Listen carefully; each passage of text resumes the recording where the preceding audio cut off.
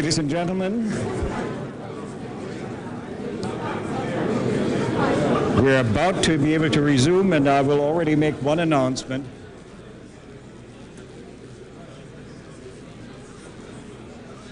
We have available on the tables outside of the hall a special video on the call to lift the remaining sanctions, which was made by Nelson Mandela, an address by and also some other leading South African personalities. It's an 18-minute video.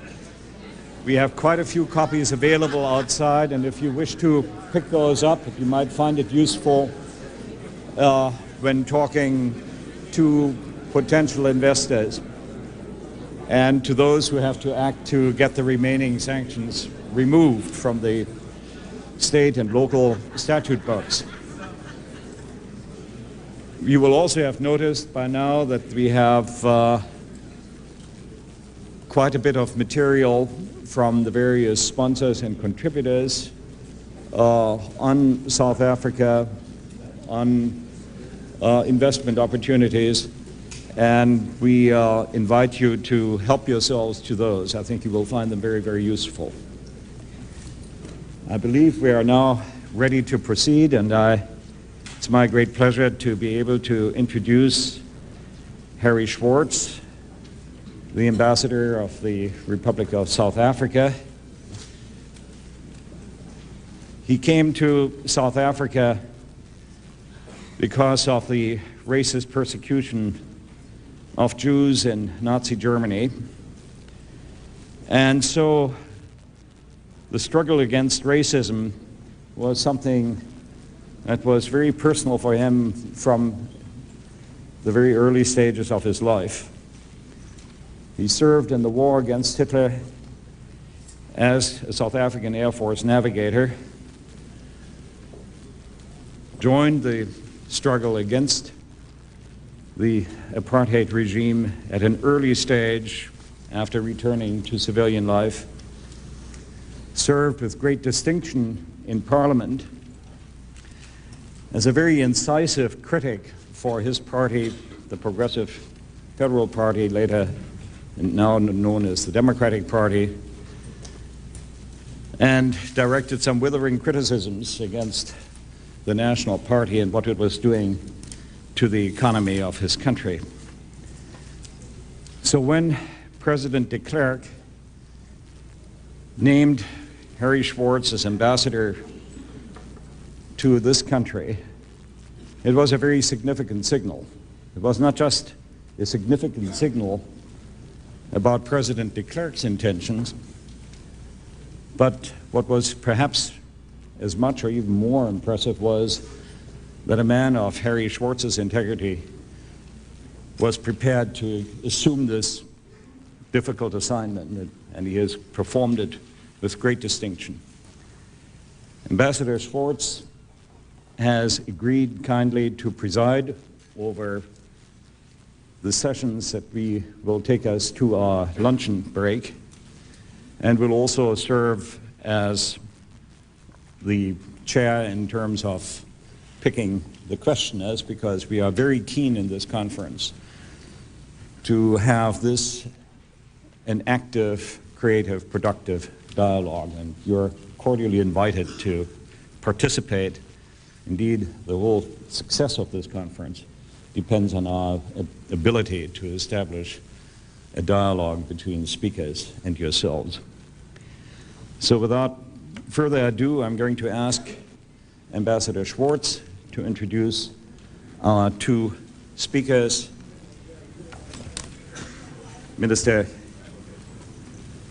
Minister of Finance and the spokesman of Economic Affairs for the African National Congress. Thank you. Thank you, Ambassador.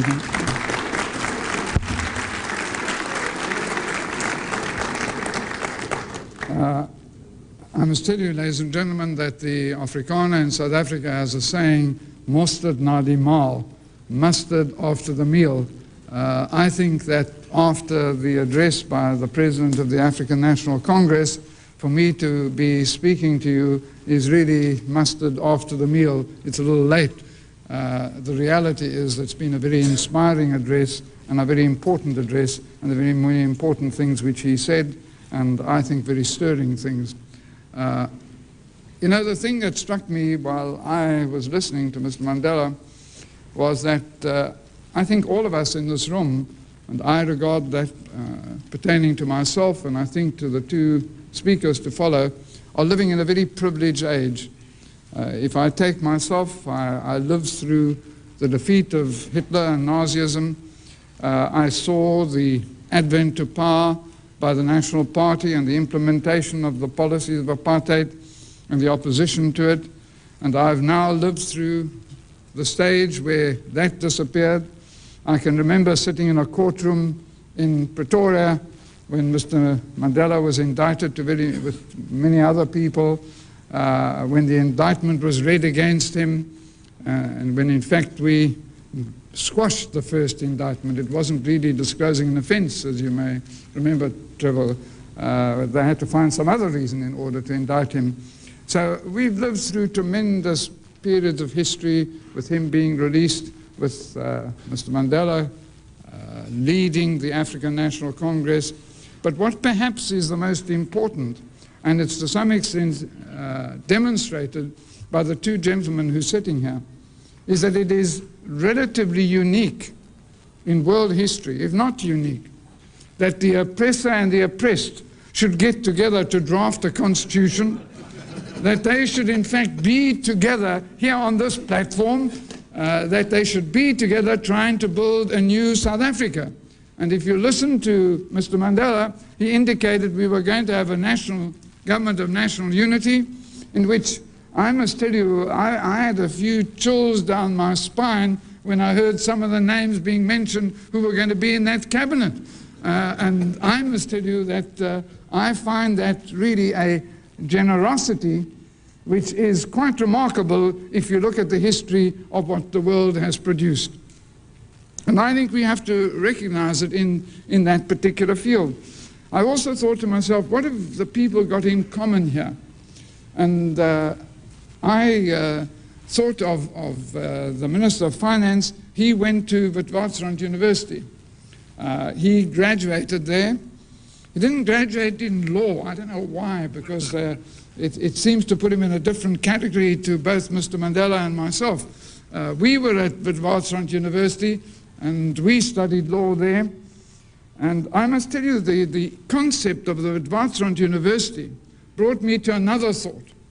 And that is one, if you look at that university, and those of you who know it, know that that university stood up against apartheid from the very word go. It would never allow the segregation of its students. It stood up against the most difficult circumstances and was a bastion against apartheid at all times.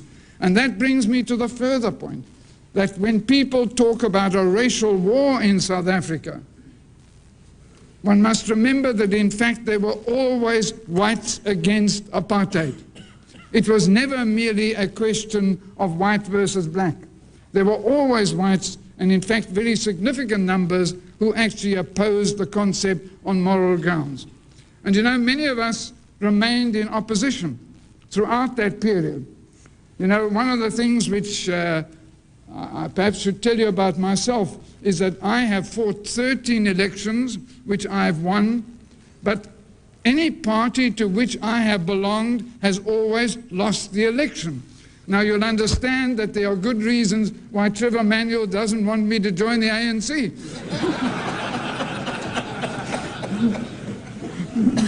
So you'll understand that these two gentlemen are going to talk to you, and they're going to talk to you about the economy. They're going to talk to you about the opportunities which there are in South Africa, and there are many, and they are both very distinguished in that field, very knowledgeable.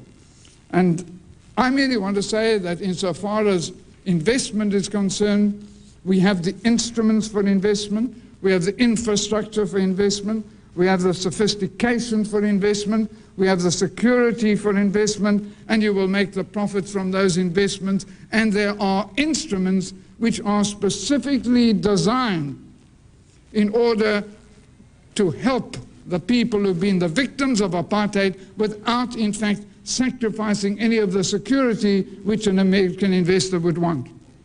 And I think that is perhaps one of the important things that needs to come across in this particular session. The two speakers that you have, and the first of them is the Minister of Finance. I asked him what he wanted me to say about him, and he said, "Oh, you know everything about me. What worries me, I don't." And then I said to him, "What do you don't want me to say about you?" And he said, "Well, you know the things that they better not know about me." So I'm not going to tell you the things that he doesn't want you to know about him. But let me tell you, I have seen him at work, and I've seen him as a person who is able to diffuse a situation, able to bring people together, able to try and get consensus in respect of what are very difficult situations. And he comes from the private sector.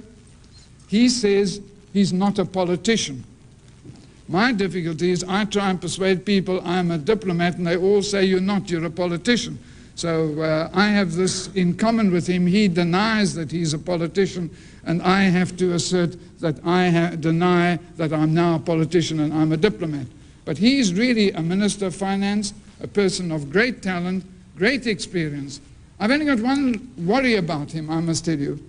He left a major corporation in South Africa, which you all know, Gencor. Immediately after he left, Gencor started unbundling. I don't want him to start that process in South Africa. I wanted to remain one country, so no unbundling, Mr. Minister of Finance. Keep one South Africa and tell us how, in fact, we are going to prosper. I call on Mr. Keys.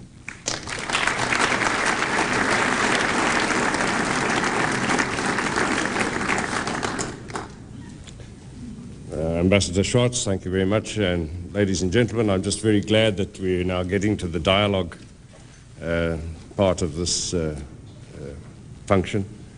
From my point of view, it's the questions that are really interesting, because they tell me what you're concerned about, and they test me as far as my grasp of the economic situation is concerned. So I'll just say a few words to get started with.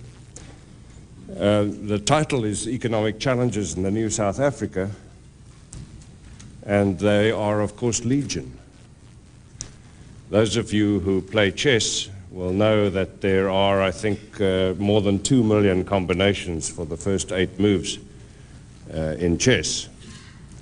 And the chessboard has 32 pieces on it and 64 squares. As President of ANC Mandela mentioned, we already have 25, 26 parties, and there are a number that aren't included, and I'm sure we've got more than 64 squares. So that the number of challenges that exist for us is enormous. Talking about chess just puts me in mind of a former world chess champion. Those of you my age may have heard the name, Capablanca. He had a fantastic record, beat everybody. But he came to New York on one occasion, and he lost a game. He lost a game to a guy who was, I think, the champion of Brooklyn, and which is appropriate. And Capablanca was supposed to be able to see between 12 and 20 moves ahead. And they asked this guy who'd beaten him how many moves ahead he could see. And he said, well, he could see 1 move ahead. And they said, but how can a guy who can only see 1 move ahead beat a guy who can see between 12 and 20 moves ahead? And the answer was, I only see the best move. And so, asked to address this topic for you, I asked myself, what is the best move that I can see in this situation? And it's really very simple. But before I tell you what it is, let's just get the political stream into our consciousness. As you know, the Transitional Executive Council is about to come into being that That will be a body which in effect supervises the government, and there'll be a finance sub-council which will supervise me. It won't be the executive body. I'll continue to be the Minister of Finance, but I'll have to clear what I'm doing with the Finance Subcommittee. And that's going to last until April the 27th, and then we're going to have an election. And then for 5 years, as we heard ANC President Nelson Mandela say a few moments ago, we're then going to have a government of national unity for the first 5 years. And when you look at that scenario, then I think it's plain what the best move is. The best move is to equip that government of national unity with a credible and attractive economic policy. If we can do that, we will have done the best possible thing for the future development of South Africa. Now, as you heard, this government is going to be composed of a number of different streams. And what are the chances that we can equip that government with a credible and attractive economic policy? I think the chances are very good. And I think I have very sound reasons, very good evidence for being able to make that statement. And my evidence is drawn from actually dealing over the past so many months with a number of specific economic issues which have arisen for decision in South Africa, and which it was impossible for us as a government to decide unilaterally. It was essential for us, in the case of every one of these issues, to bring all the non-parliamentary parties, the major non-parliamentary parties, into an informal grouping which could help us take the decision on these issues. The first of them was the final agreement with the international banks, which I announced in some detail on Monday in a speech in New York. The banks accepted a deal in terms of which the final amount owed to them, dating from 1985, when the country had a liquidity crisis, not a solvency crisis, a liquidity crisis. The banks accepted an agreement in terms of which that amount will be paid off over the next 8 years. That agreement required endorsement by the political parties, the political interests in South Africa. And so we had to bring together a group, which we just called ETC, because we wanted it to be a close relative of the TEC, the Transitional Executive Council, without actually pretending to be that. So we called it the ETC group. And this group consisted of the main parliamentary parties, that's the National Party, the Conservative Party, and the Democratic Party, and the main non-parliamentary parties, the ANC, represented by Trevor Manuel, Inkatha, represented by Dr. Madidi, and the PAC, represented by Mr. Malatsi. And we sat down with this group and we went through that agreement, and it was possible for the non-parliamentary parties to get the concurrence of their constituencies and for us to be able to assure the bankers that the agreement, which extends over the next 8 years, had widespread political backing. Having done that, we were faced then with the next decision, which was the decision to make a revised offer on tariffs under the Uruguay round of GATT. We went through the same procedure. In this case, we also involved the National Economic Forum, which allows for representation from organized business and organized labor. And we were able to get that agreed by all these parties. Now, that also extends over the next 8 years, and it involves the adoption of a trading policy, a progressive opening up trading policy, which will affect the way in which the country develops for that period, and, of course, for the period beyond. Having disposed of that, we then had the next issue, which was the question of whether the country should apply for a compensatory financing facility from the IMF for the reserves that we lost during the drought. And we got all-party agreement to that. And during this week, we've had the representatives of all those parties with us in our group here in Washington, and we have been able to negotiate the letter of intent for the IMF perfectly satisfactorily with the cooperation and contributions from all of those parties. This, of course, will determine the way in which the country has to operate. As you know, IMF letters of intent are fairly comprehensive. They cover the questions of monetary policy, they cover the questions of fiscal policy, they cover trade policy, they cover industrial policy, they cover wage policy, and so on. And we have not had any difficulty in coming to a common view as far as that is concerned.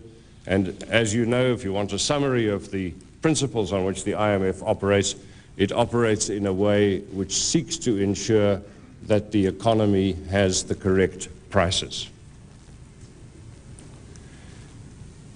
While we were here, we got a little bonus from the presence of all these parties, because in talking with the World Bank, we were also able to agree on the way in which the country will relate to the World Bank in terms of doing the further preparatory work that's necessary to ensure that at the point that we want it, we can get World Bank involvement. Now, my friends, I can't think of any 4 issues which would have a greater ongoing long-term effect on the kind of economy that we are going to have in South Africa than the 4 that I've mentioned. All of them were dealt with on a basis which didn't involve doctrine, economic dogma. They were all dealt with on a basis of pragmatic good sense. In the course of this, the parties involved, by which I mean the personalities involved, have gained confidence in each other, and our common feeling about the future has become more and more optimistic.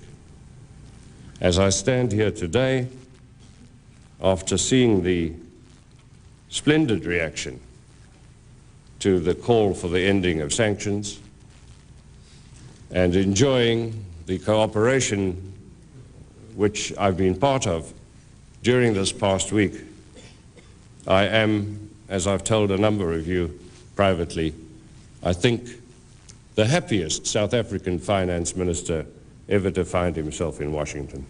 Thanks very much.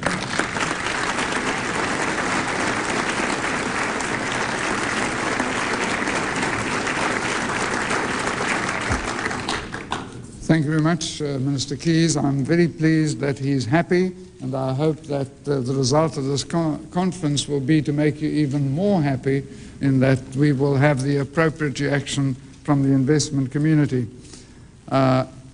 Ladies and gentlemen, whereas the Minister has an accountancy qualification, Mr. Trevor Manuel has an engineering qualification. And I may say a civil engineering qualification, not a social engineering qualification. He is, however, I think, in respect of social matters, an expert. He is presently the director of the ANC's Department of Economic Planning, and he is a member of the National Executive Committee of the African National Congress. He has also got a qualification which I think other people managed to escape, namely that he was, unfortunately, and I think no doubt to our distress and perhaps to our disgrace, detained for many periods of time while he was active in the political scene in South Africa. It's not something which South Africa should be proud of, because there's no doubt that Mr. Trevor Manuel is one of South Africa's talented sons. I think when you listen to him, you will agree with me that he will play a very important role in the post-apartheid South Africa. Mr. Trevor Manuel.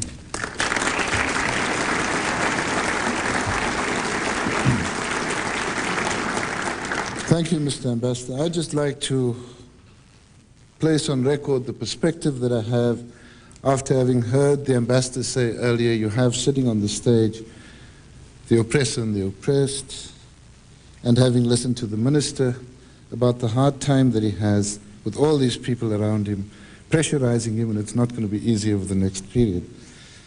I feel terrible being cast in the mold of the oppressor right now, but that's what it sounds like.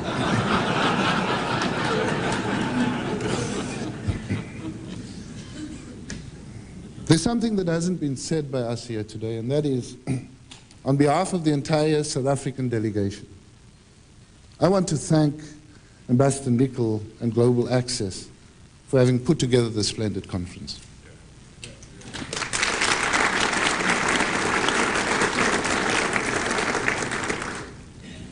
And certainly for us, it's gratifying that this conference has in fact been oversubscribed. The past 7 days has seen us somehow caught in the needle of a very pleasant storm. Last Friday we were at the UN, and when the formal announcement was made, very soon thereafter Mayor Dinkins made the announcement that he would pursue a path for the lifting of sanctions. Key anti-apartheid leaders across the length and breadth of the United States were ready with their statement. The Senate took just 15 minutes to revoke the Graham Amendment. President Clinton issued a very encouraging statement.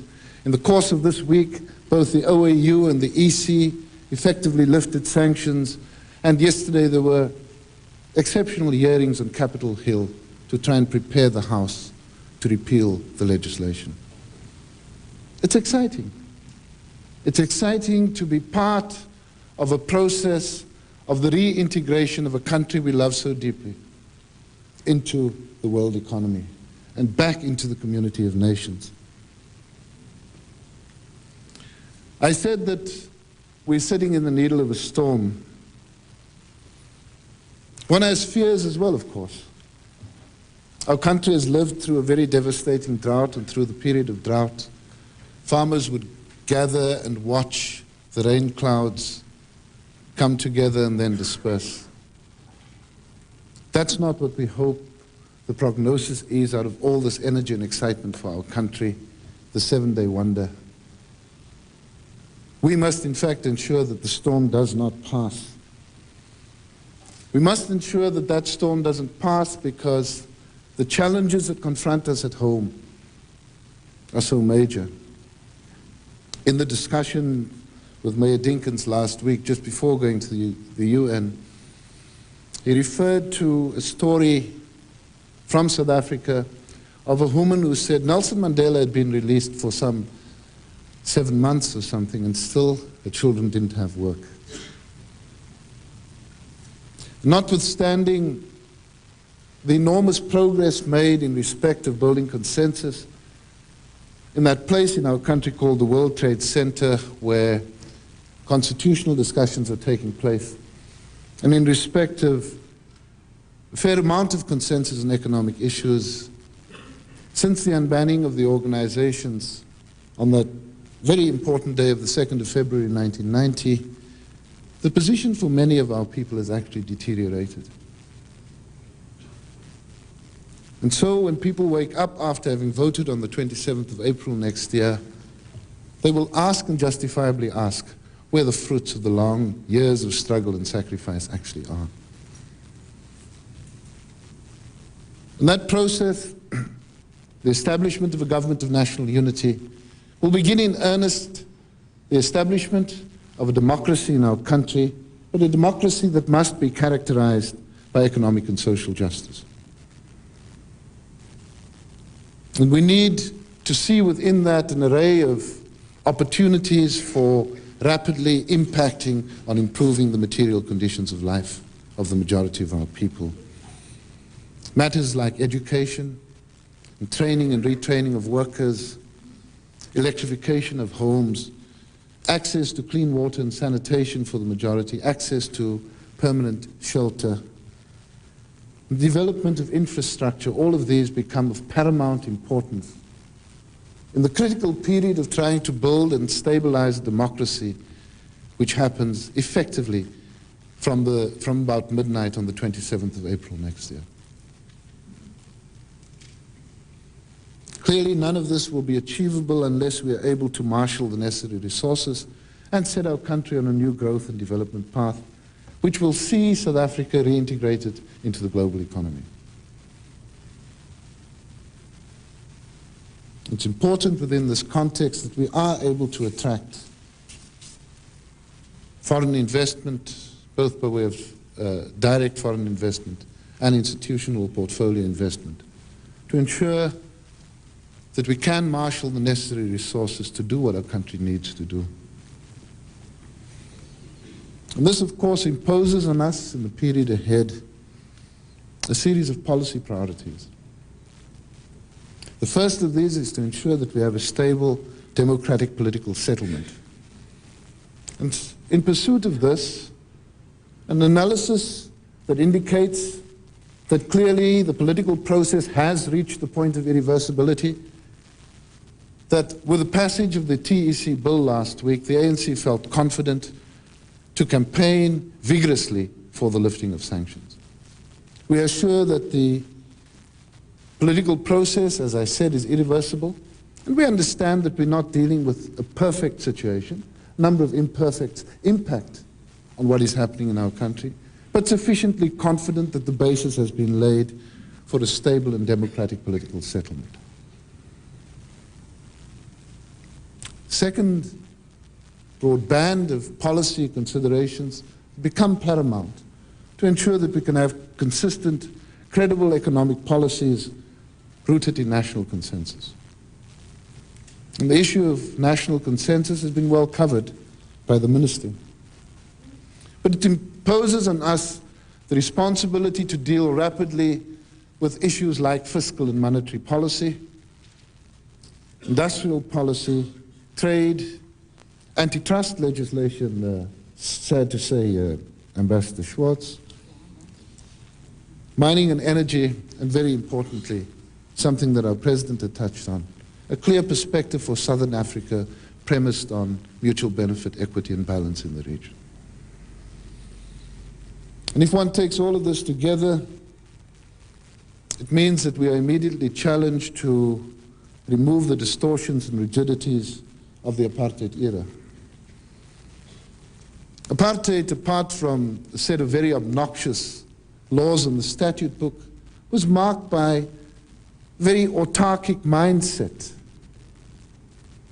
From 1948, every attempt was made in that country to try and reinvent the wheel. It's been fairly costly.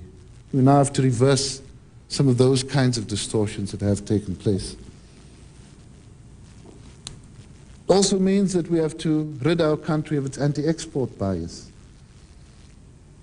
because we don't have those electrified border fences that separate us from the rest of the world any longer.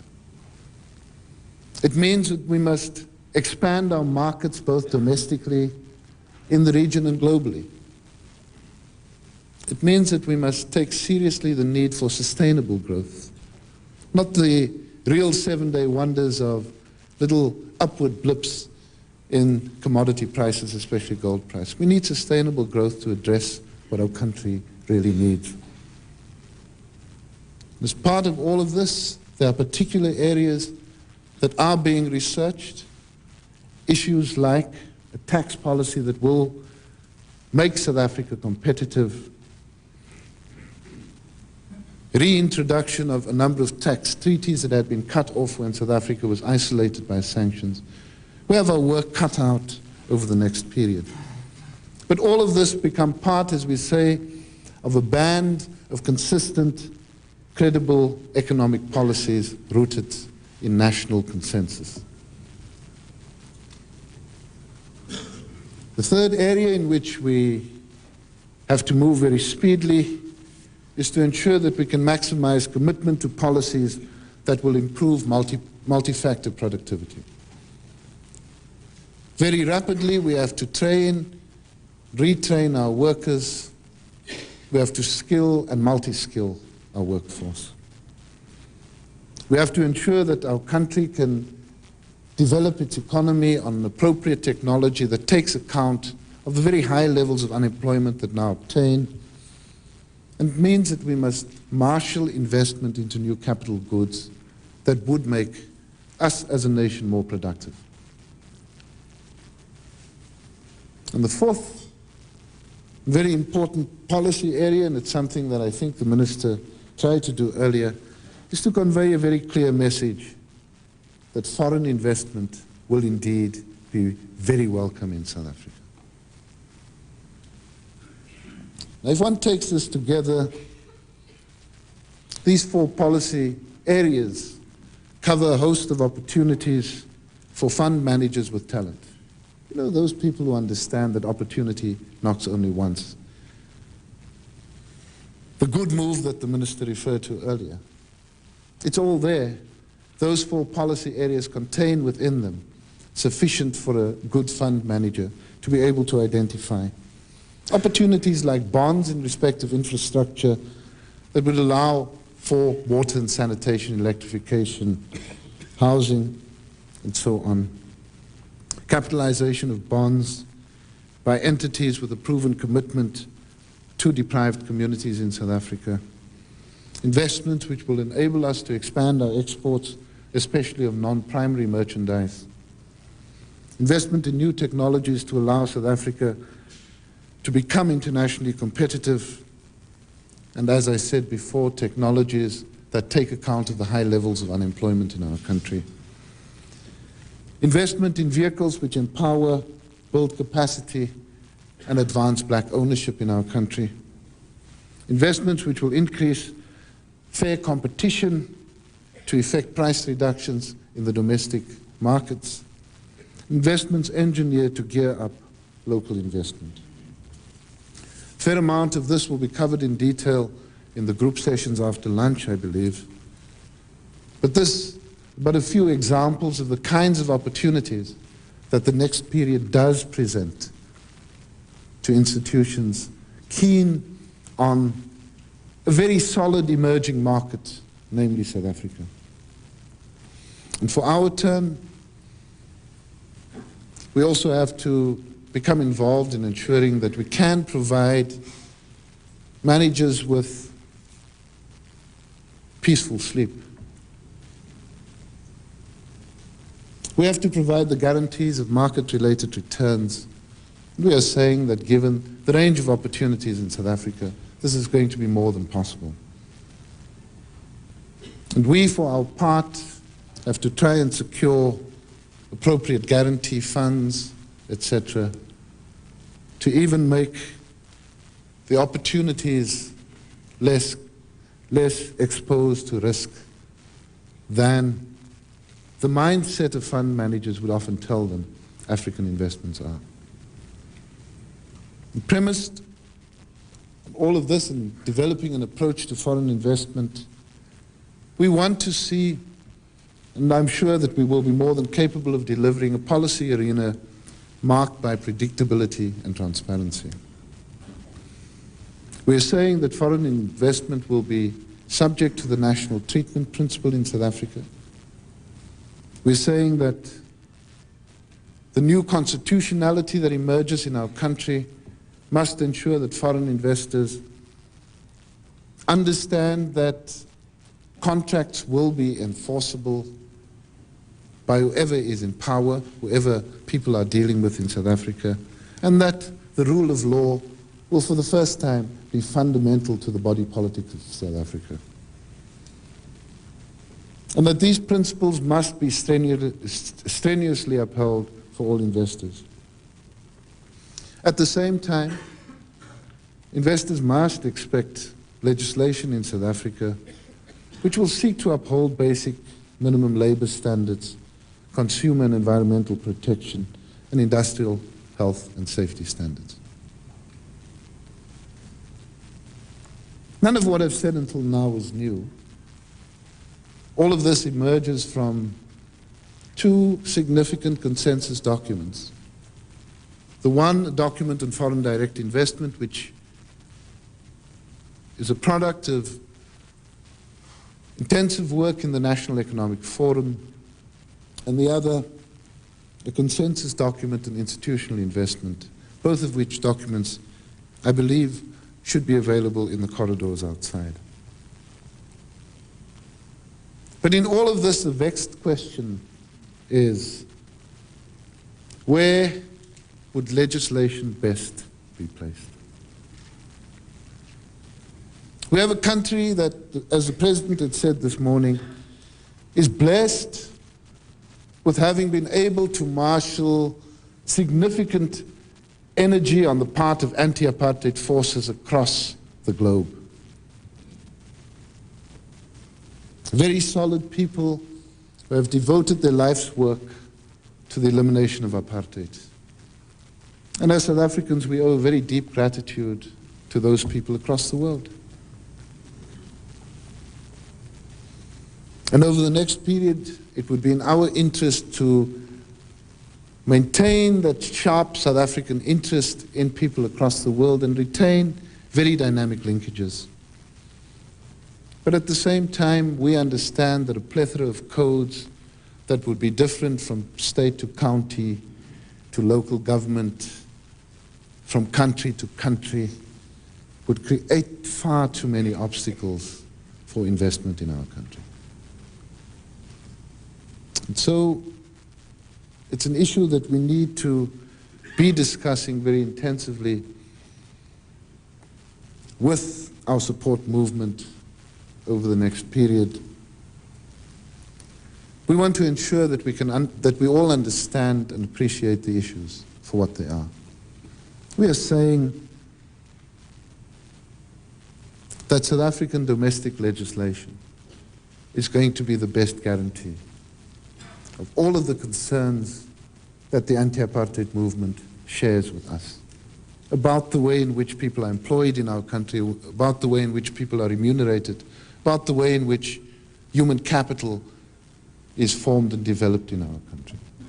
All of those issues, the environmental concerns, we are mindful of those, and I believe that a government of national unity would be more than competent to deal with many of those issues. I want to conclude by saying that, in the past we've traveled and we've addressed conferences in different places, and often there would be 2 or 3 different South African delegations. Formal kind of establishment, business, government, sometimes the ANC and other political parties. This time it's very different for us. This time we are here as a single delegation. We're here as a single delegation, whether it's Jay Naidu from COSATU or Sipiwe Tele from the Pan-Africanist Congress, Dr. Madide from the Inkatha Freedom Party, business people, the government. We are here as a single delegation with a single mission, and that is to place the opportunities of our country back on the agenda. And we've got a hard job ahead of us. Some of the people who've come to these conferences over this period are trying to delay the return home. They expect that there'll be hordes of people at the airport because, the journalists who've come along have also been doing a very good job. Hordes of people at the airport waiting to see these people get off the planes with bags of money. And so they don't want to go home. They want that storm to pass. There are those expectations. They're not unrealistic. We can meet them. South Africa offers to serious investors a unique opportunity. An opportunity that is no different from what Japan or Germany were in 1945-46, where you have simultaneously transformation of the political life of the country, enormous socio-economic reconstruction, and economic restructuring. It's an enormous opportunity. We've seen the successes of both Japan and Germany in response to those challenges. We offer exactly the same challenges and more. The more that we offer is that all of this will happen in a context of economic and social justice. And we're pretty convinced that you're going to be there with us and rebuild our country. Thank you very much.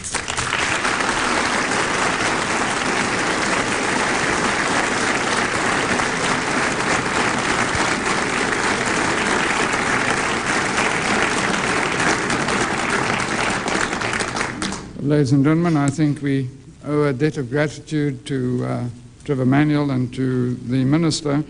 And I think that there are a couple of messages that come across very loud and clear. There is a determination on the part of both of them that there is going to be a stable South Africa, which is going to be a place where people can invest and should invest. And I think it's significant that on the one hand, we have a Minister of Finance who has the respect of everyone in the country, including his opponents, and on the other hand, we have the representative of the major liberation movement who, in fact, hands out and puts out the hand of friendship so that, in fact, you have this unified approach to which he referred. I think also it's clear, as Mr. Trevor Manuel clearly put it, that a government democratically elected on a universal franchise is the correct one to determine the conditions for investment in the country, as every other democratic country in the world is entitled to do.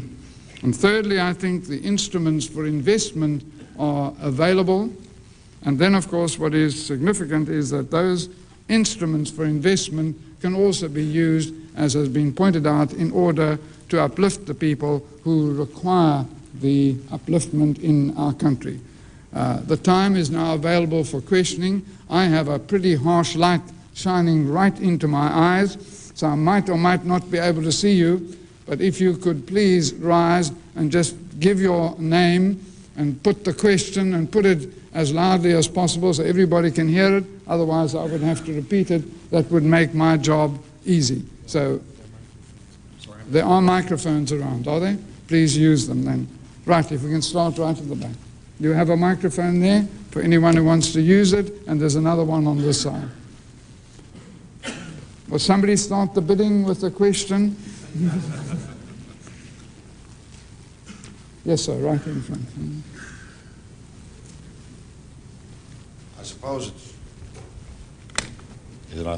suppose it's ironic that you come asking for investment in South Africa, and your first question should be, will you permit South African investment in the global markets?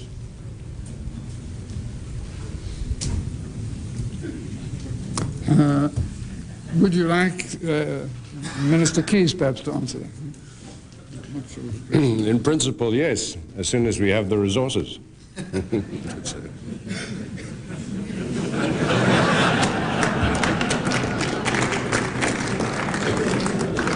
Yes, ma'am.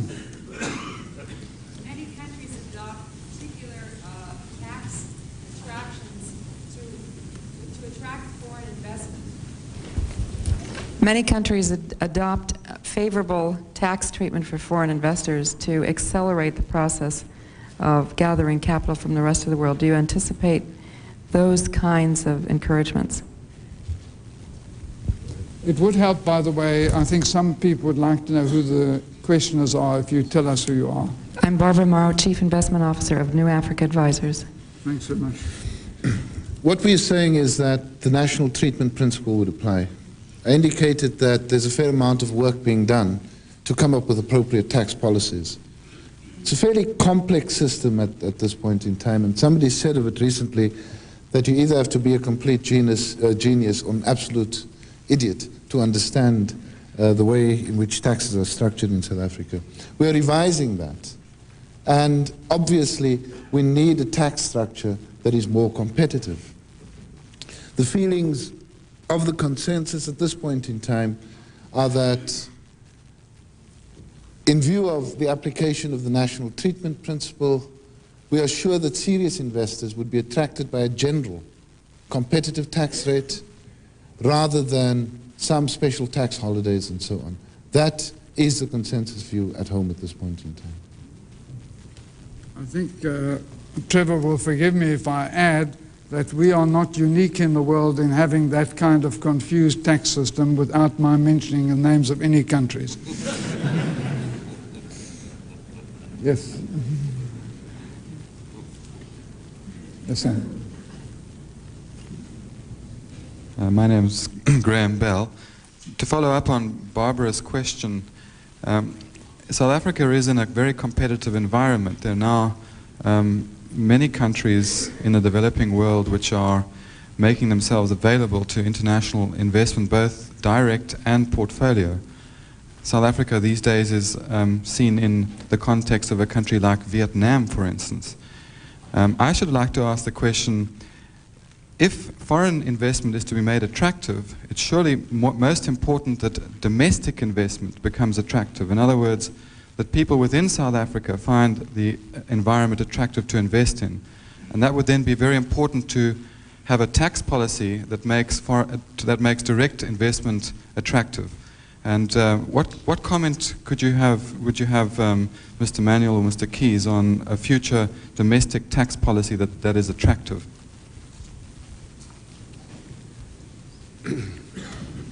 We started in this year's budget by lowering the corporate rate from 48 to 40.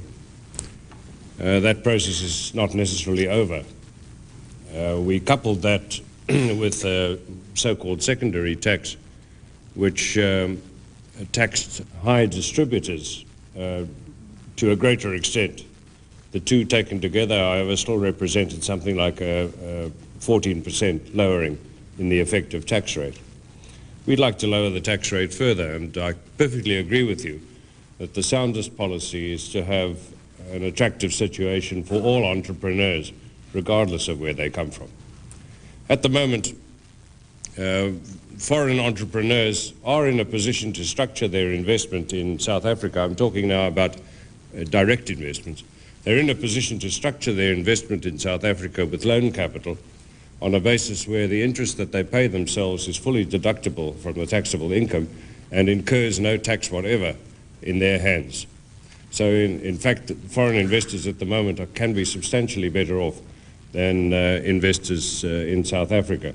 I don't have anything against that. If we're going to make them both the same, then we'll have to level down, if you know what I mean, rather than leveling up. But I think the principle that you espouse is perfectly sound. And as far as lowering the corporate tax rates generally is concerned, that's the direction we want to go in. Now I'm back to the same answer I gave before, as soon as we have the resources.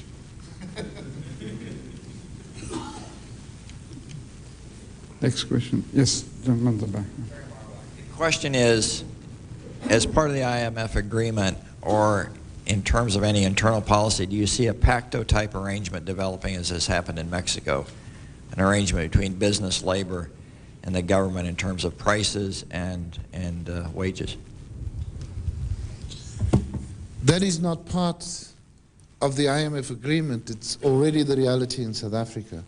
And this is what the minister referred to, and I'm surprised that he didn't call it the Golden Triangle this morning again.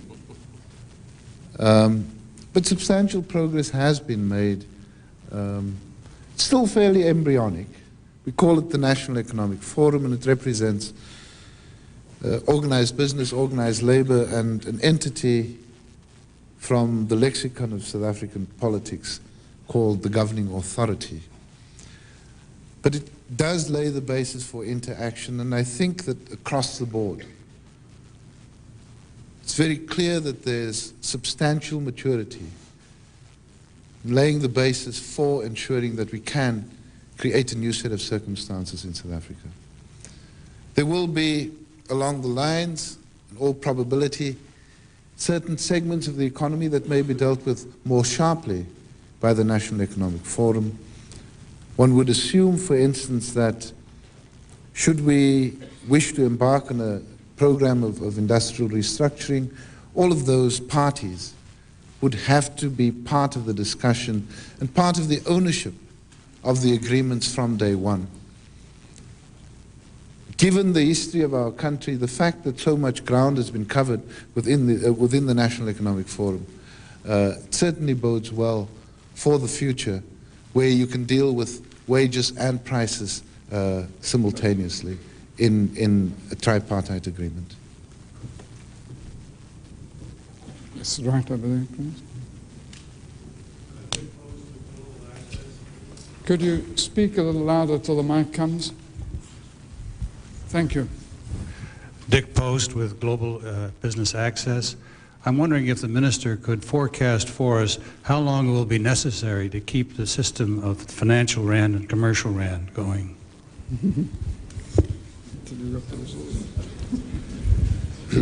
I'm not a politician, but you'll see that I've learned something. Dr. Stolz, the governor of our central bank, will be speaking next.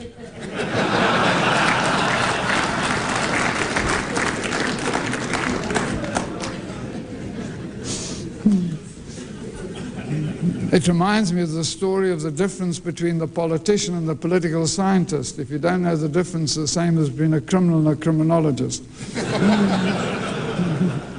Yes, sir. My name is Raymond Wellborn. I'm from the city of Detroit. I'm a trustee on the retirement fund there. And in listening to the speakers, and I understand the need for clean water and streets and housing and so forth. But as an African American who was just an ordinary worker and then became a trustee and saw how money develops a country, we blacks in America, we don't really control the capital. I come from a city that is 77% black. That is the largest black population of any major city in the country. Yet we don't even control our pension board, even though the majority of the members of that pension system are black. All black banks in America combined, all black financial institutions, have less than $4 billion in assets. Now, how, if the industries are now controlled by the minority in South Africa, how are you going to get money into the hands of the majority? Because as an African American, I know that that political power does not equate to economic power, and you can never have true equality until you have economic power.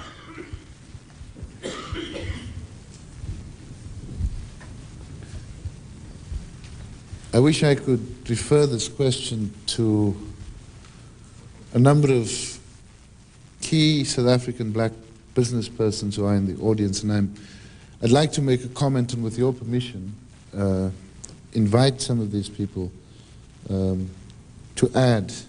We have Mr. Archon Konyeni, the President of the National African Federated Chamber of Commerce, Mr. Joas Mogale, the Executive Director of the Federation of African Business and Consumer Organizations. We have Andrew Lukele of the Stockfells Association. There's Wiseman Kutlu of the President of the Black Management Forum, and there are a number of others around here as well. People who are very competent to actually respond directly to that question. It is an issue that we must address and must address very, very seriously. Some of the baggage that we inherit in our country relate to certain bits of extremely obnoxious legislation. You had until 1986 legislation that ensured that to be able to run a black business, you had to obtain specific and explicit ministerial permission on an annual basis. You couldn't own a house, and therefore you had no collateral, you had nothing to go to the bank with. As part of that general legislation, if you were lucky enough and determined enough to run a little business, no immediate family member could open a business within a 25-mile radius.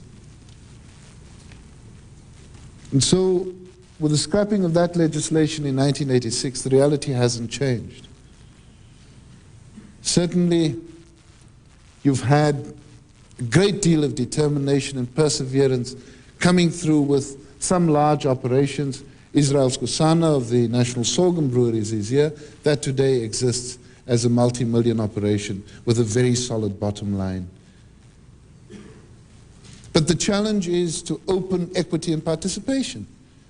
We've said repeatedly that any notion that you can have an economy in a country such as ours that is owned and controlled by a little white enclave, seen to be the exclusive preserve, is not going to fly. It won't create conditions for sustainability, and therefore a number of opportunities would have to be created in the course of this. The period ahead, and I referred to opportunities that would empower, opportunities that would build capacity, and opportunities that would create new examples for black equity. We are hoping as well that one of the positive spin-offs of antitrust legislation would be access to ownership for substantial segments of the black community in large corporations for the first time. And we've already seen that with a large insurance company selling off very sizable insurance, part of the larger body, to black ownership. And I don't know if any of the directors are here, but it's another good example. Who's here? Gibson. Oh, okay. One of the directors is here, and Mr. Mkoneni is also on the board of Metpal. So it's one of the major challenges that we need to rise to. And we are hoping that fund managers and representatives of pension funds would take seriously the need, because at the end of the day, I believe that ensuring that there is black equity will in fact be the determinant of sustainability of a new economic growth. I think it's fairly obvious that we're going to have antitrust and anti-monopoly legislation of a sharper nature in the future, but I think that will help the economy. If any of the people which Trevor mentioned would like to abuse the process by asking a question in the form of a statement, I would be quite happy to allow that situation. Please do.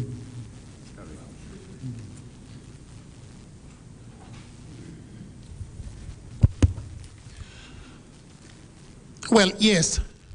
After April 27, a lot of black South Africans are going to say, now we are in a democratic society. But the truth of the matter is, the economic legacy of apartheid will survive for a period much, much longer. And that is why we in the business community, in the black business community in particular, extend an invitation to foreign investors with a message. And our message is simply this. Yes, there may be security of investment in South Africa. There may be the required degree of sophistication. But we want to issue a message that carries a challenge. And the challenge is simply this, that if and when you do come to this country, make certain that not only do you get the opportunity to trade, but you help in creating the foundations for continued stability for all time. If you go in there and look for the most sophisticated partner, if you go in there and look for the most skills that are available from a partner, you will probably end up investing with white partners only. But if that attitude of business as usual, if that attitude of business in the context of pre-sanctions days prevails, then the painful reality is that there will not be stability at the end of the day. Because for as long as the larger black business community is kept outside of the centers of the mainstream of the economy, for so long will there be instability in South Africa. We therefore appeal to all foreign investors to adopt a philosophy or attitude which seeks to ensure that it's not just business for the sake of business, which seeks to ensure that an immediate bottom line is not the immediate objective, but instead the creation of a society in which one can continue trading for a long time. That is a message from black business, and we hope if that message is listened to, the questions that have been raised will certainly be answered. Thank you. Could I answer that question by just saying that I think wealth gaps and income gaps are one of the major challenges which are going to have to be addressed in South Africa. So seeing it was a question, I hope you're satisfied with the answer. Yes, sir. Mr. Mokhale. I'm George Mokhale, Secretary General of the Foundation for African Business and Consumer Services in South Africa, which is an umbrella body of 13 black business organizations in South Africa. And I would like, as a comment to the question that was asked, to say that it has always been FAPCOS's mission to increase the participation of black business in South Africa, because we've always entertained the fear that unless we do that and prepare and position our people, when sanctions are lifted, the floodgates will open and we may find ourselves being swamped, with the result that it will be business as usual in South Africa. We have made positive attempts, and as at now, we have several projects where we have joint ventures with corporate business in South Africa to ensure that we increase the stake of blacks in South Africa. I could refer to a pension fund, for instance, the Eskom Pension Fund, which is a joint venture with FAPCOS, and we are establishing a chain of business complexes in South Africa where black businessmen have an actual stake, which says, in other words, that we are looking to a situation where when foreign investment comes into South Africa, it will actually enhance that position by directing investment in such a way that it can increase the capacity and leverage black business in South Africa so that they can have a meaningful stake in the business. The idea, obviously, is to draw into the mainstream of the South African economy the maximum possible number of black participants, and in that way we believe that blacks will be empowered and they can actually begin to build up the momentum of acquiring capital and wealth themselves by participating in the wealth creation processes of the economy in South Africa. That is how FAPCOS sees it addressing the problem. Thank you.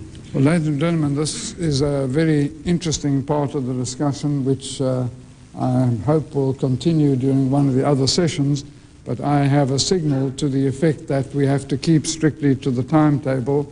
So if you would permit me just to say one sentence in conclusion, may I thank both Minister Keys and Mr. Trevor Manuel for their contributions to this debate, both of which were very constructive and very helpful.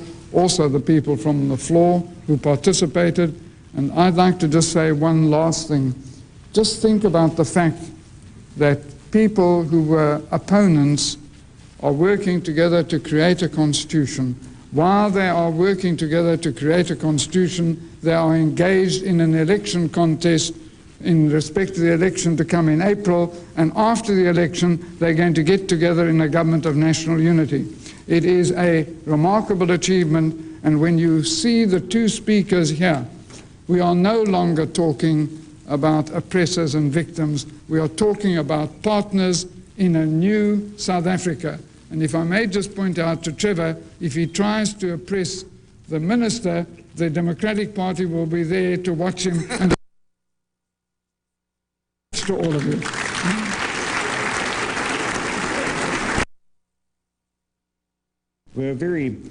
I think a conference of this kind would be very incomplete without the governor of the South African Reserve Bank. Chris Stahls has held this office now since '89, succeeding a very remarkable man, Harry Schwarz, under whom he served as the senior deputy governor of the Reserve Bank. He has served in the Ministry of Finance. In the years since he has taken over the affairs of the Reserve Bank. He has gained enormous respect both in South Africa itself and internationally, and it gives me great pleasure to introduce him to you here today. Thank you.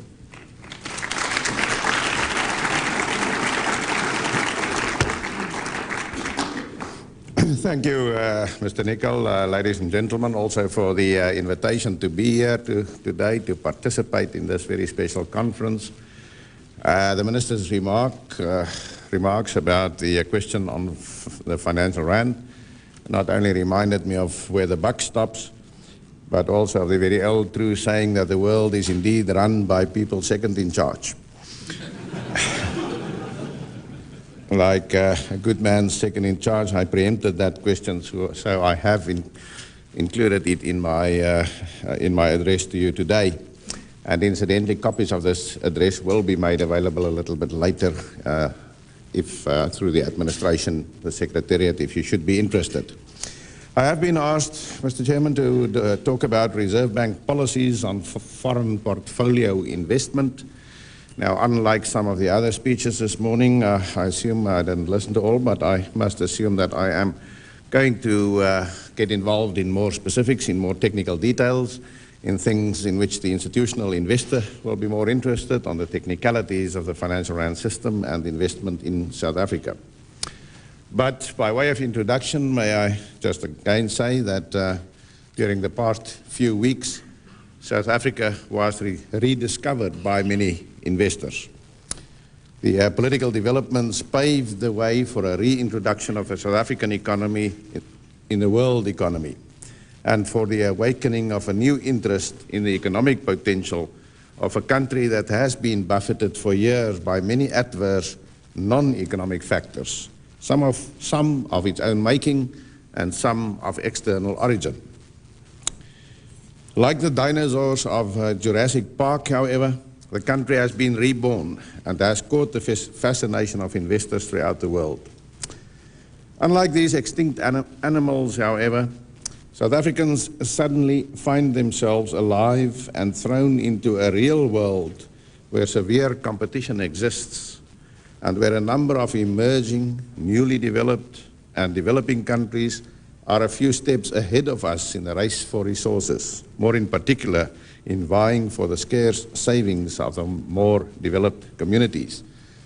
A few minutes I was present here, somebody asked this question.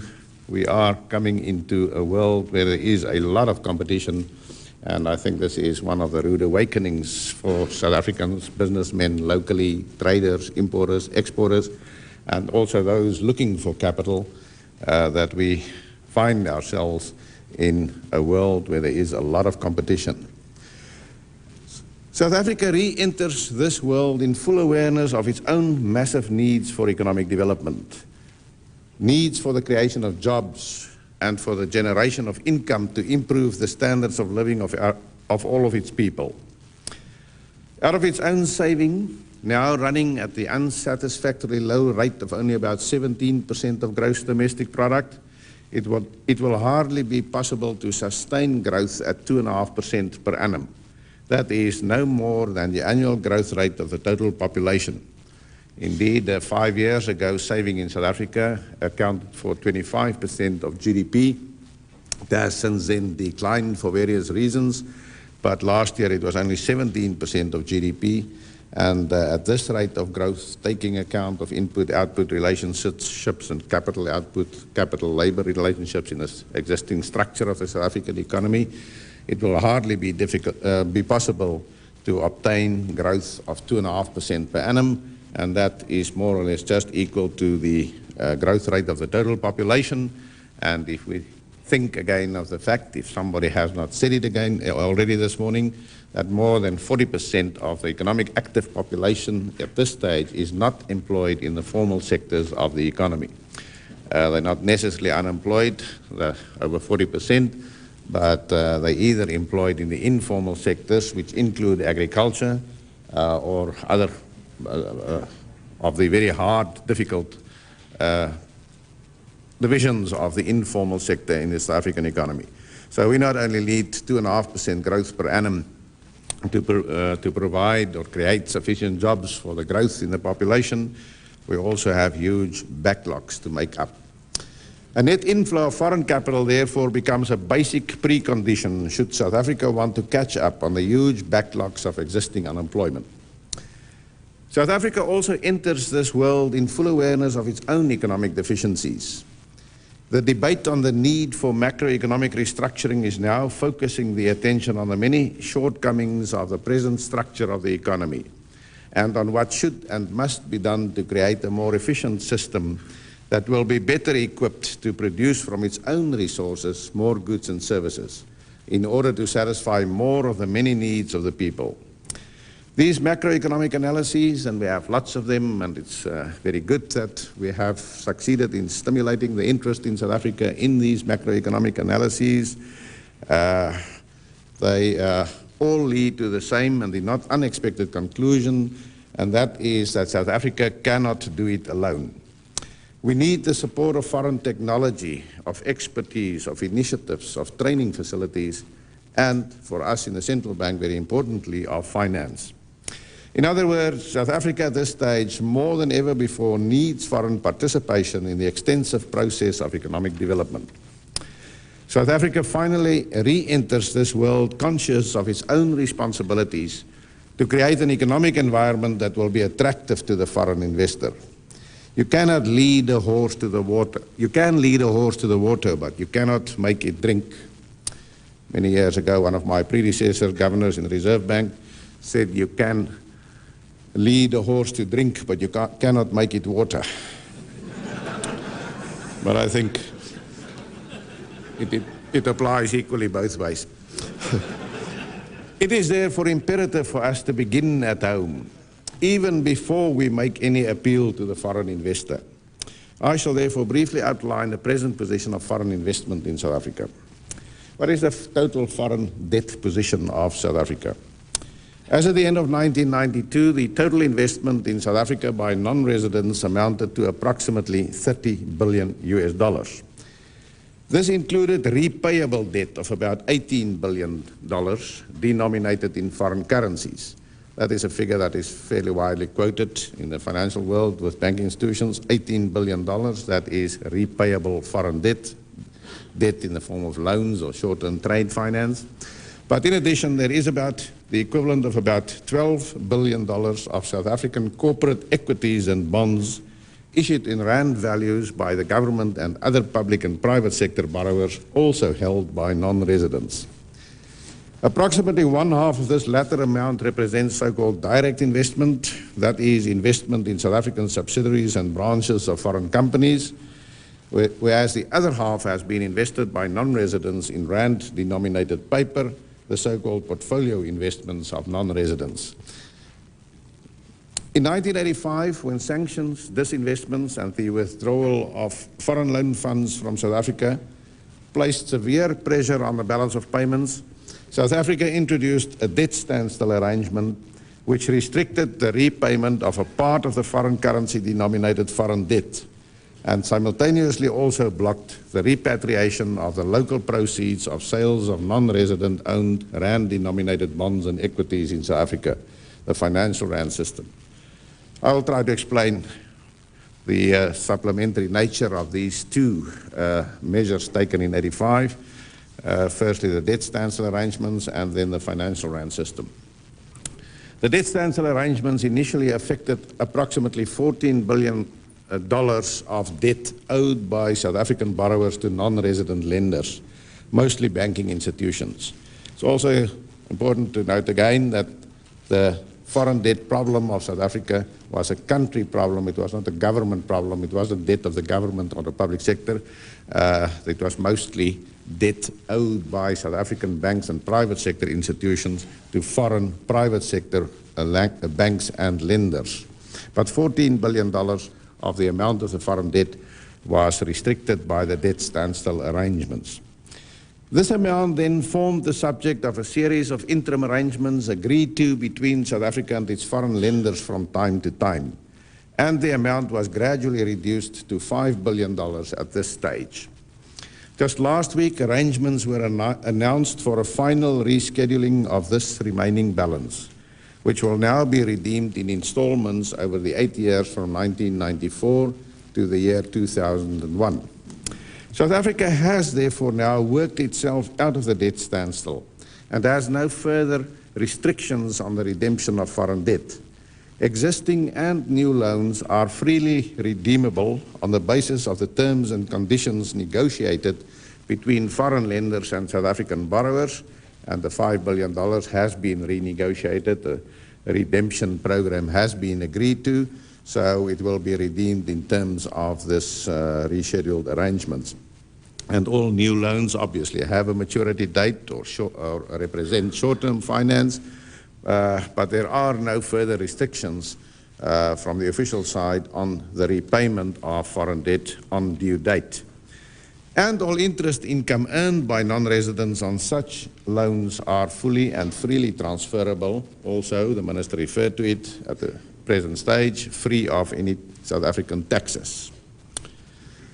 That is the debt standstill arrangements. As far as foreign debt is concerned, foreign loans, foreign trade finance, South Africa is at this stage completely free as any other country and with no restrictions on the repayment of the debt or on the payment of interest. We must also look at the financial rand system, perhaps more important for the purpose of this audience today. The financial rand system still remains in force. In terms of this system, the total amount of foreign investment held by non-residents in South African corporate securities and bonds issued in rand values has been blocked in South Africa. When sold to a South African resident, a non-resident receives payments in financial rand, which is credited to a financial rand account with a South African authorized dealer in foreign exchange. Such financial rand balances cannot be converted into foreign currencies through normal South African banking channels, but they may be sold to other non-residents. Balances on financial rand accounts are only released for reinvestment in South African equities and bonds. Through the system, the South African foreign reserves have been effectively protected against the effects of disinvestment by non-residents. Financial rand balances are freely transferable amongst non-residents and are traded relatively widely in the major financial centers. For example, Johannesburg, listed on the stock exchange, London, New York, Frankfurt, and Zurich. Prices, or the exchange rate for FinRand, are quoted regularly by certain banks, stockbrokers, and foreign currency dealers in these centers, and are displayed on Reuters and Telerate screens throughout the day. Because of the restrictions on the use of the financial rand balances, the FinRand normally trades at a discount on the freely convertible commercial rand used for all other transactions between South Africans and non-residents. The commercial rand is used for all current account transactions, imports, exports, tourism, and also for all loan business in South Africa, but not for investment purposes. Earlier this week, for example, the financial rand traded at 4.12 cents per $1, whereas the commercial rand's exchange rate amounted to 3.43 per $. There was therefore a discount of 16.6% between the FinRand and the ComRand. One final technical aspect of the financial rand system needs explanation, and that is the free transferability through the commercial rand system of net income earned on foreign investment in South African paper. As long as the FinRand trades at a discount on the commercial rand, the effective yield on investments in South African paper by non-residents is increased above the nominal yield applicable to the investment.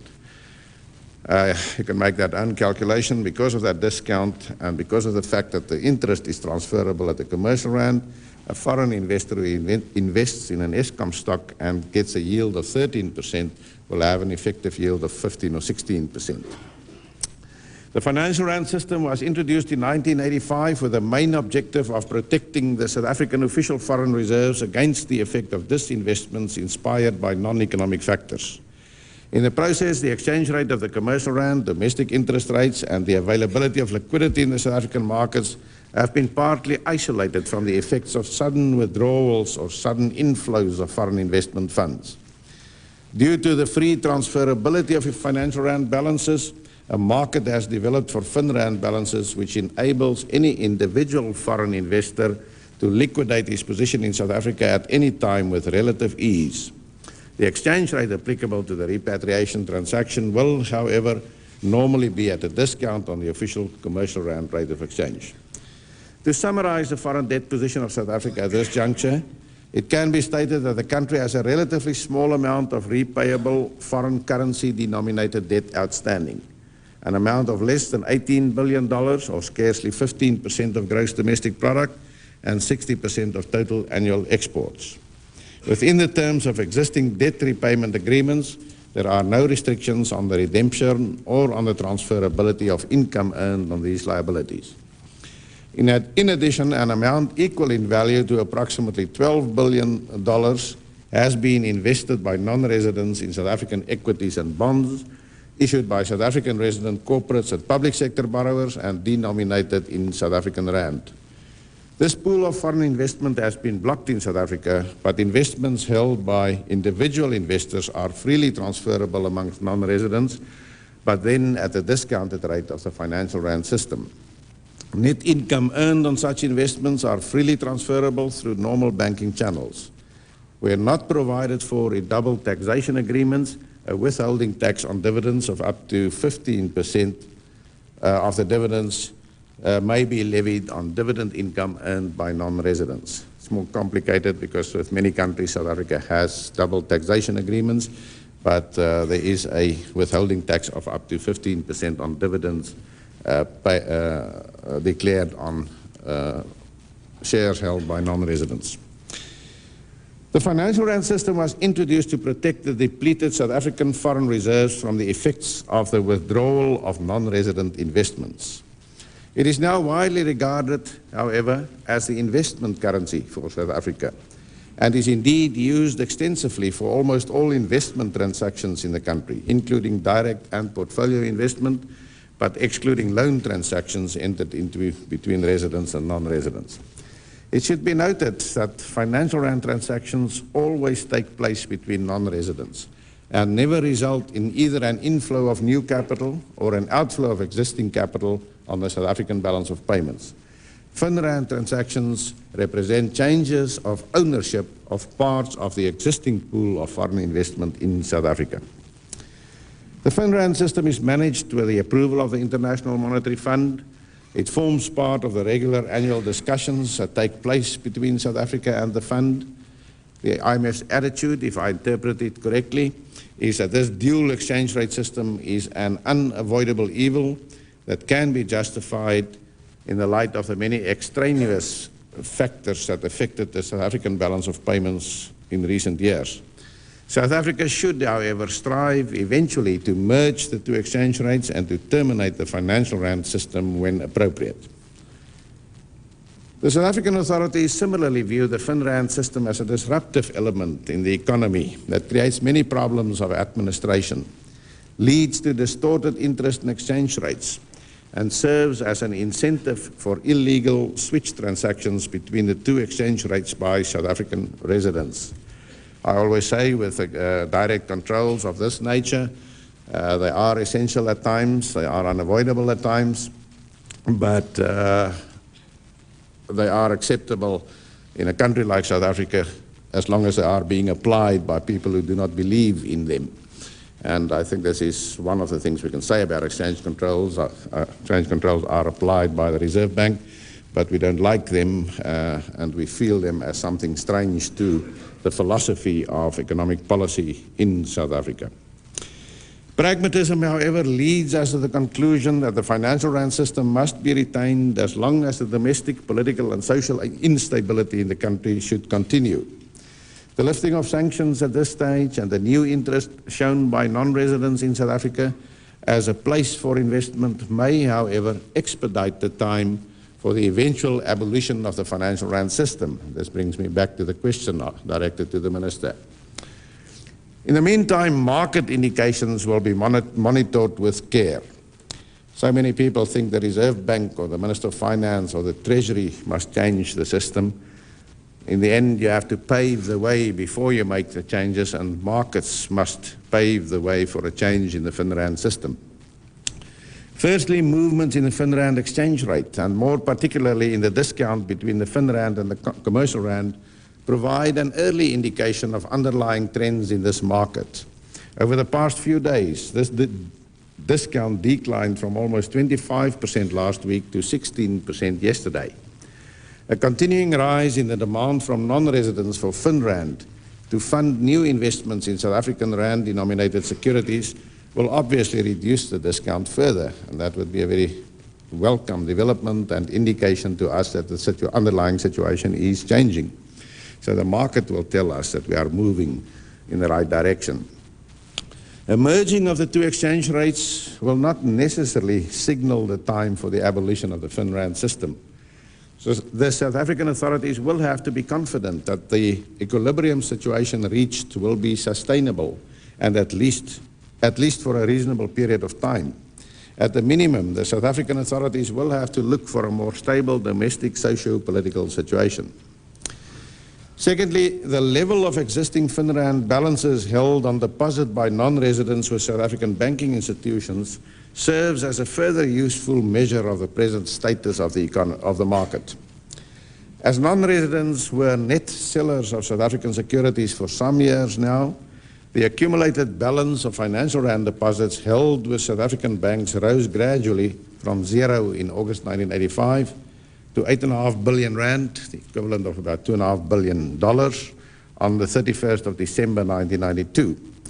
That was an amount of financial rand balances created by net sales of South African investments by non-residents and then not reinvested in either shares or bonds or equities. Since then, since the end of December 1992, as non-residents for the first time in years became net buyers of South African securities, mainly to buy gold shares, the balances have declined again to about 5.5 billion rand or $1.7 billion US at the end of June 1993.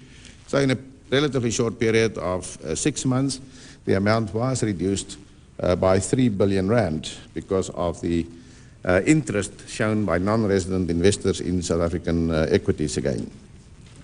Once this amount has been absorbed, new financial rand in a liquid form will only become available through net sales of South African securities by the existing holders of such securities.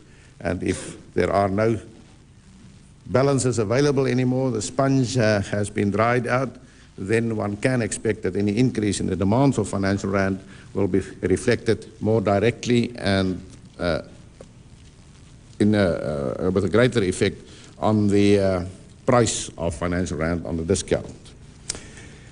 Thirdly, what should be watched if we think about the future of the financial rand system? The level of South Africa's gold and foreign exchange reserves will also be of great importance in this regard. The Reserve Bank will remain reluctant to advise the Minister of Finance to abolish the financial rand system as long as the level of the country's official foreign reserves remains as low as it is at this stage.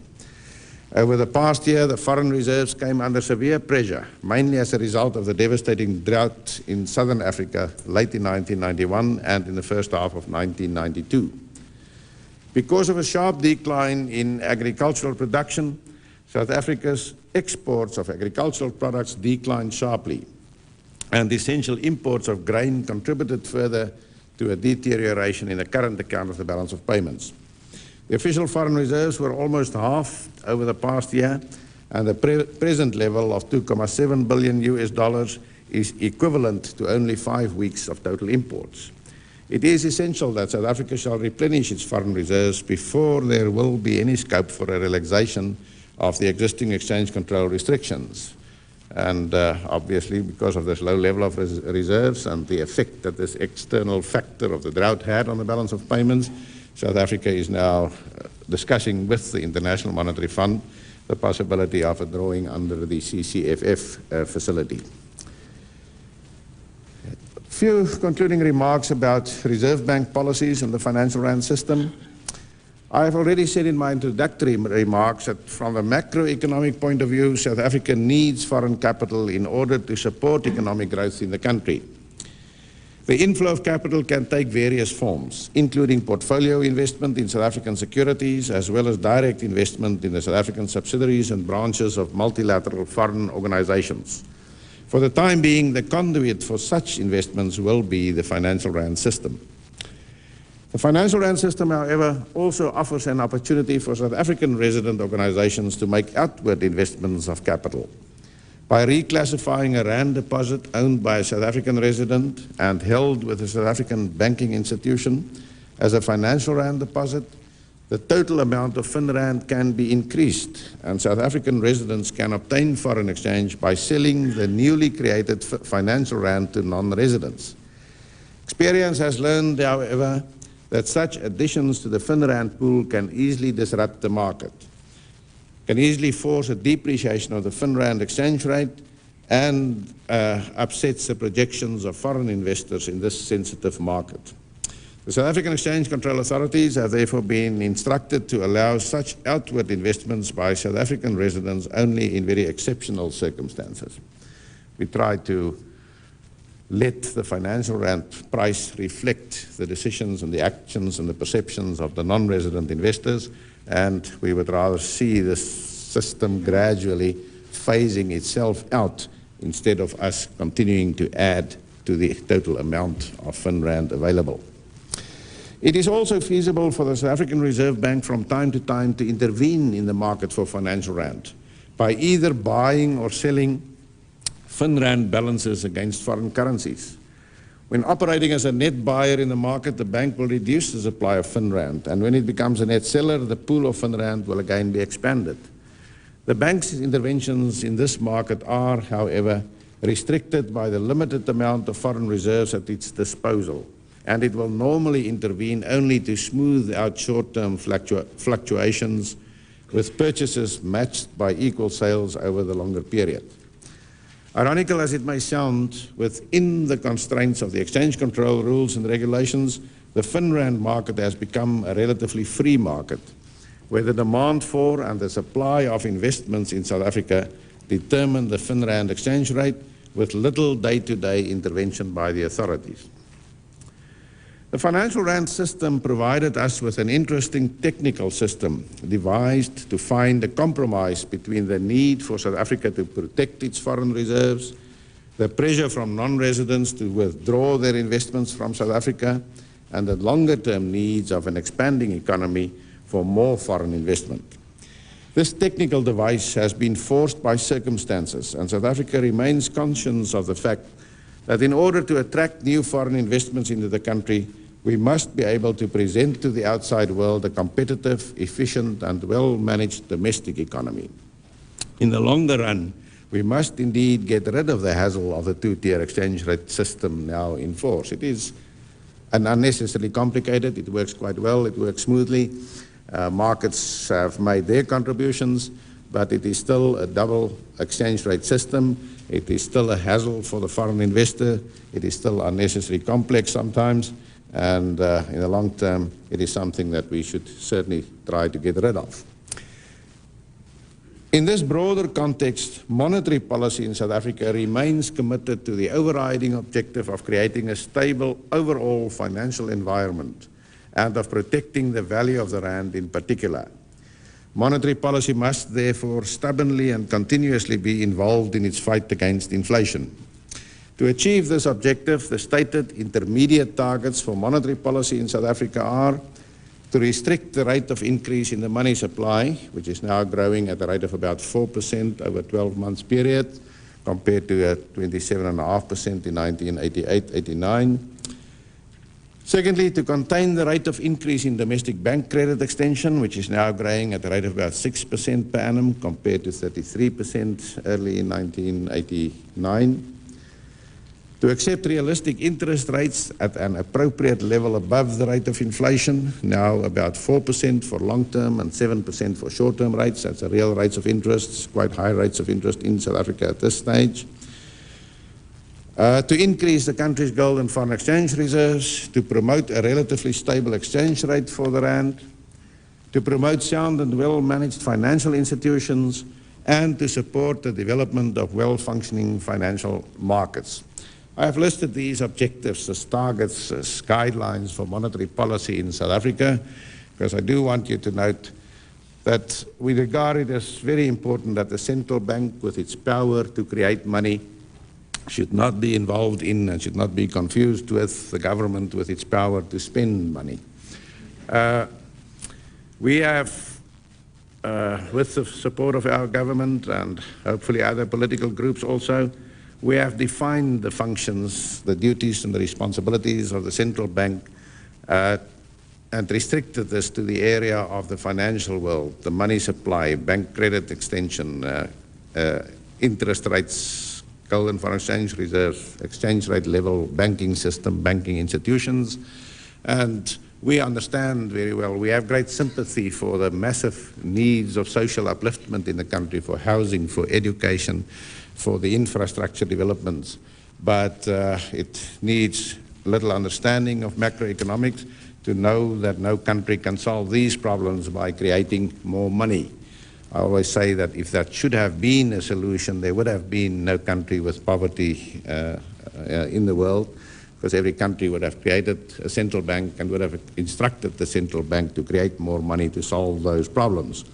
And this is a message we're trying to make very clear in South Africa, that you cannot solve the problems of poverty and of economic growth and of unemployment by creating more money. The contribution that the central bank can make and must make in South Africa towards better living conditions, towards higher economic growth, towards more employment, is in the end to create a stable financial environment. If these objectives can be achieved, these intermediate objectives restricted to the money supply and the bank credit and the interest rates and so on, if they can be achieved, the Reserve Bank will make its contribution towards a further reduction in the rate of inflation, now at 9.3% in total, and at about 7.5% if the effects of changes in the value-added tax are excluded. It is against this background, Mr. Chairman, that we believe South Africa can be an attractive place for foreign investors, especially now that the political constraints on the country are being removed. Thank you.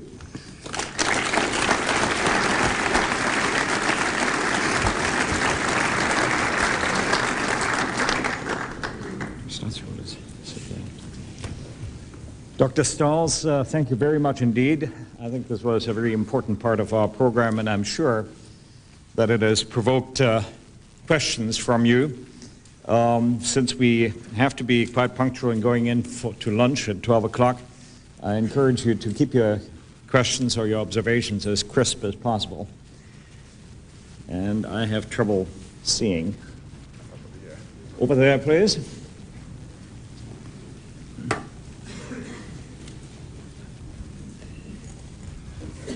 Dr. Stahls, Vincent Tattersall, James Capel. Could you just explain to us, following the election, how independent the Reserve Bank will remain? Following the? Following the election, how independent will the Reserve Bank remain? I've said last night to some people that so many people are inclined to think in terms of the worst case scenario.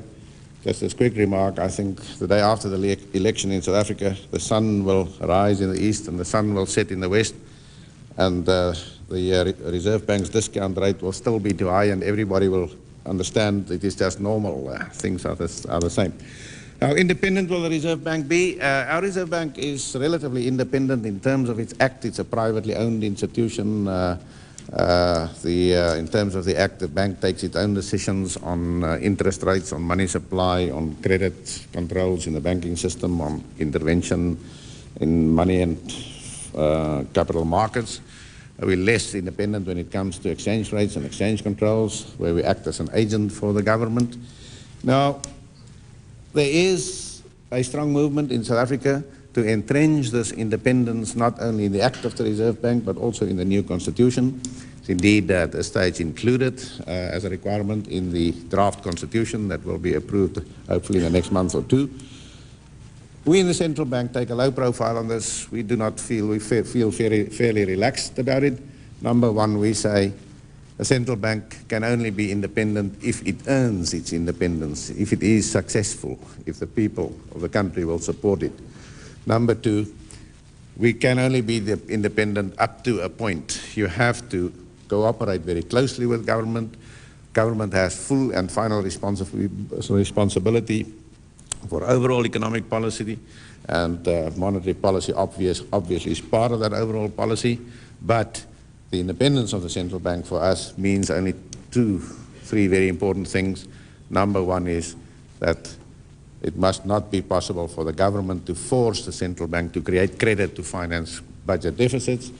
The central bank must be free to decide on interest rates in the country and its interest rate policies. The central bank must have a free hand to intervene in the money and capital markets, to its open market operations. I'm quite confident that we will convince a future government, as we had to convince a president and previous governments.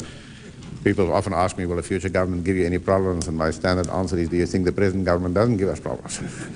So, no, I think our central bank can retain and protect its independence, not in the hard way, but through negotiation, through convincing people, through cooperation.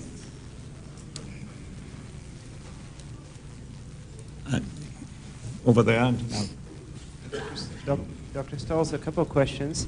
One, this year, Identify yourself, please. Yes, Jean-Claude Bateau, Ceres Capital. The Republic of South Africa stopped publishing its net reserve position in February this year. Do you know when that policy will change? And what are today South Africa's net foreign exchange and gold position? That's my first question. The second question, with regards to the financial rand, chaos was created in the South African financial rand market last year when the South African Reserve Bank allowed South African corporates to invest overseas via the financial rand. This has caused some very major losses for foreign investors in the country. What true assurances can we have that this will not be allowed to repeat itself? Good. Number one, I'm not aware of any change in the publication of the net reserves position. Net reserves are published regularly in the quarterly bulletin of the Reserve Bank, and the net reserves appear in various tables in the quarterly bulletin of the Reserve Bank. The latest quarterly bulletin was issued last week with net reserves up to the end of July or so. So, as I say, I'm not aware of any change in the publication or the release of net reserves. The total gross reserves of the Reserve Bank at this stage is about 7 billion rand, with about a 1 billion rand of short-term liabilities outstanding. So it's about 6 billion rand, 5 billion rand, 5.5 billion rand net reserves, plus what the commercial banks hold, about 1.5 billion. Is that the position? As I say, I don't understand the question, because there was no change in the publication of the reserve statistics, as far as I know. Okay. The Finrand, chaos in Finrand last year, you said, well, there was no change in the policy at the time, but there was a big accumulation of applications from South African organizations that wanted to make investments abroad. Since '85, it was a policy that if a South African resident organization gets permission to make the investment abroad, it must go through Finrand. And because of the changed political situations, many South African organizations in 1992 wanted to make these investments, and it led to a substantial increase in the demand for financial rand through that conduit, through that channel.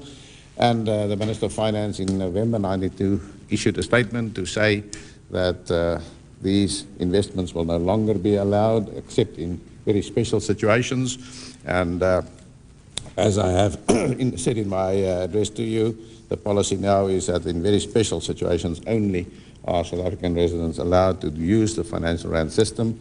And since that policy has changed, you know, somebody said policy intentions or policy statements are not important, but deeds and actions are important.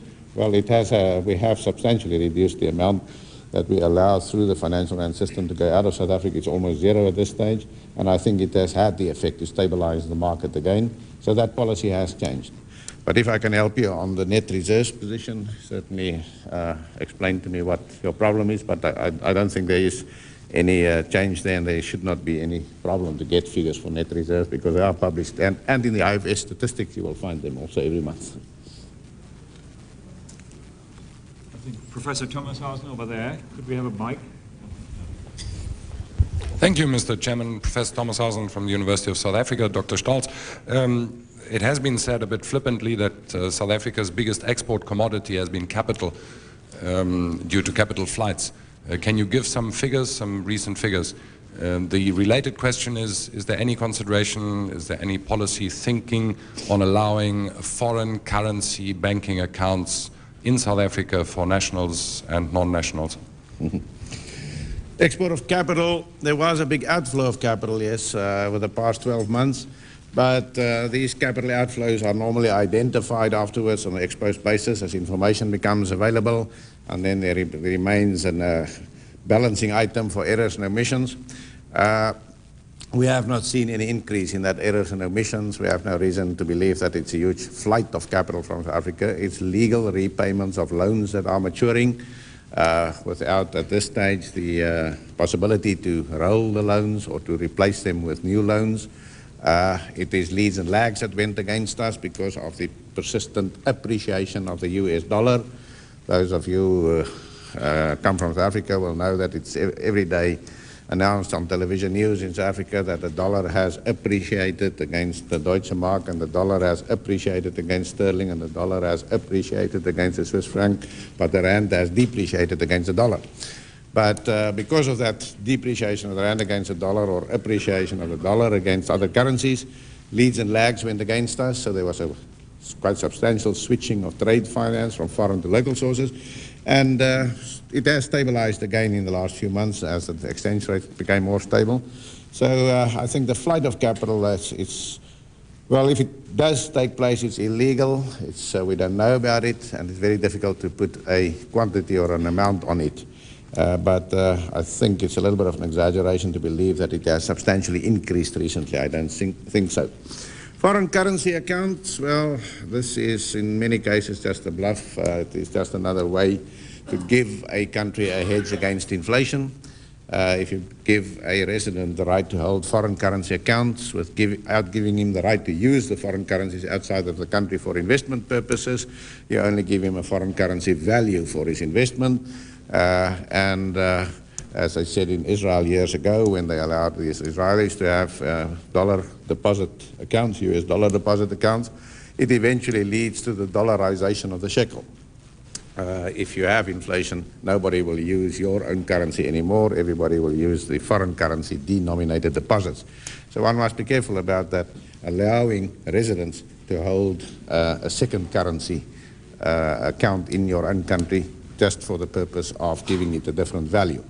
But so I don't think it's something, especially now that the rate of inflation is coming down in South Africa, it is not something that we should consider at this stage. I'm afraid, I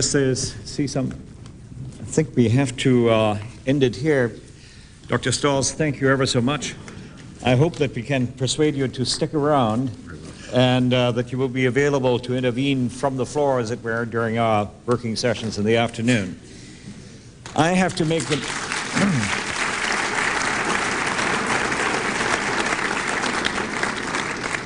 make an announcement about lunch. We have become the victims of our own success here.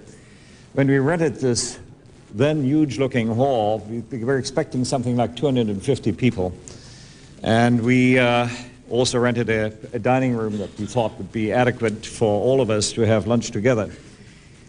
We are now up to 480. And as a result, on short notice, we were able to get the Chinese room as well. So there are 2 locations for the lunch. I can reassure you that you will be able to follow the proceedings, the luncheon speaker, in the Chinese room as well, because we've arranged for these video sets to show you what the speaker and what he is, and you can hear what he's saying there. I would invite my professional colleagues from the press, once a journalist, always a journalist, to go to the Chinese room and have lunch there. And We will then get to the real working part of the conference in the panels in the afternoon. Again, it's absolutely essential that we keep this train running on time. We've done reasonably well so far, and with your help, we will continue to do so. Thank you again. Enjoy your lunch.